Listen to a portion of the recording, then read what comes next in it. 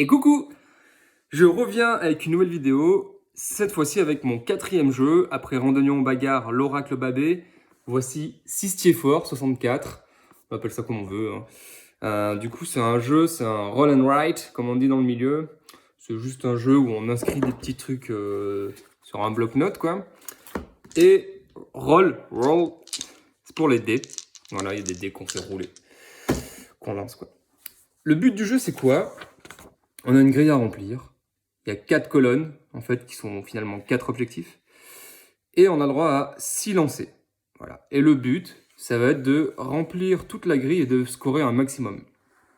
Les 4 lignes qu'il y a, donc les 4 objectifs, sont assez simples. La première ligne en rouge, là, avec le petit plus, on va devoir, en fait, marquer ici les chiffres les plus gros grâce au lancer de dés. Donc là, en fait, ici, on va lancer les dés, on va marquer finalement les scores. Par exemple, si je lance les dés, je fais 1, 4, 2 et 5. Tout le monde va marquer 1, 4, 2 et 5. C'est les résultats des dés, tout simplement. Avec ces résultats-là, on a le droit de faire des opérations pour remplir la grille. On n'est pas obligé. Et donc, pour remplir par exemple la première ligne, il va falloir mettre en général que des 6. Parce que du coup, la grille, ça va de 1 à 6, on ne peut pas aller au-delà. Et du coup, le but, ce sera donc, pour la première ligne, le mieux, c'est de mettre que des 6 parce que c'est la ligne avec les plus gros chiffres. Et donc, comme je l'ai dit, on ne peut pas aller au-delà de 6, donc le mieux, c'est de faire que des 6. Deuxième ligne ici, ça va être le contraire, que des petits chiffres. Donc, le mieux, c'est d'avoir que des 1, parce que c'est le plus petit chiffre qu'on peut avoir sur un dé. Et ensuite, la troisième ligne, c'est en fait une ligne où il faut avoir le même chiffre partout.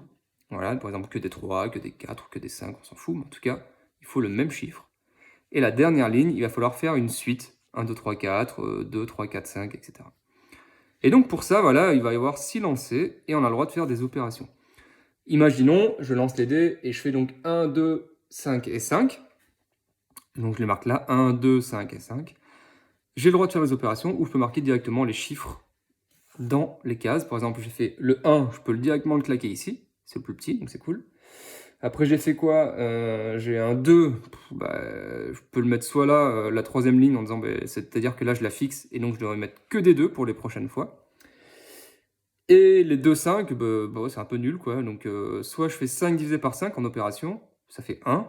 Et donc, du coup, je peux le mettre, par exemple, ici, ou je peux le remettre ici. Voilà, soit je fais les plus petits, hein, les 1, ou soit je commence une suite avec le 1 ici. Et donc voilà, on passe après au deuxième lancer, on relance les dés, et donc les lancers sont communs à tout le monde, hein. C'est-à-dire que tout le monde va avoir la même chance de réussir.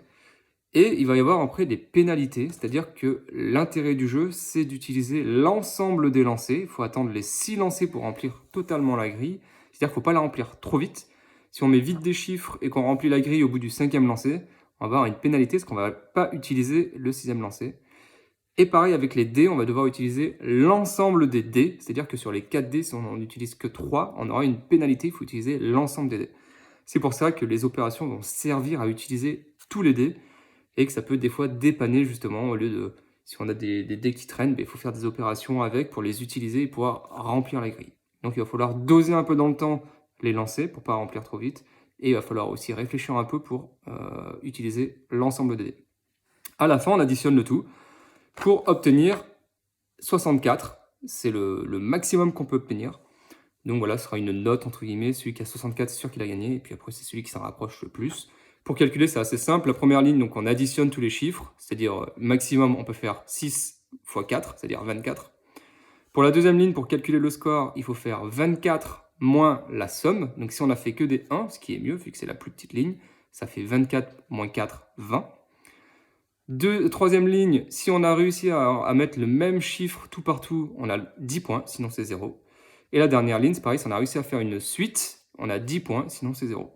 Donc on a bien 24, 20, 10 et 10, soit 64 au total.